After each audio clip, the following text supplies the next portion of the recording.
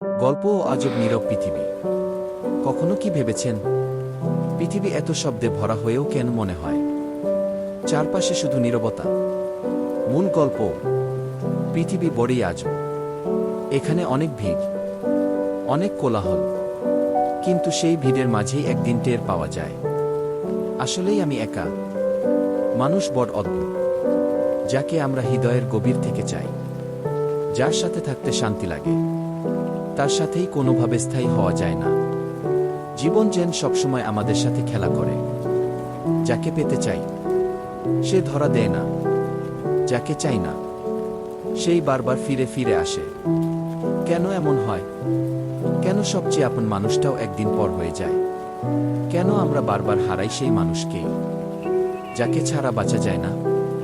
চোখের কোণে জল জমে, কিন্তু সেই জল কাউকে দেখানো যায় না, কারণ পৃথিবী দেখে কেবল হাসি, ভেতরের কষ্ট কেউ বোঝে না।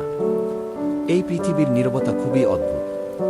হাজার মানুষের মাঝেও মনে হয় কেউ নেই পাশে, চোখে চোখ রাখার মানুষ নেই, শান্তির মতো কোনো আশ্রয় নেই।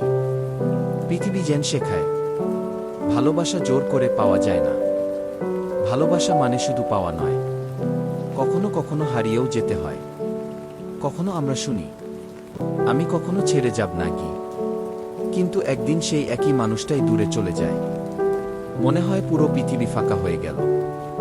হাজার শব্দ, হাজার কোলাহল, ভেতরের নীরবতা ভাঙতে পারে না।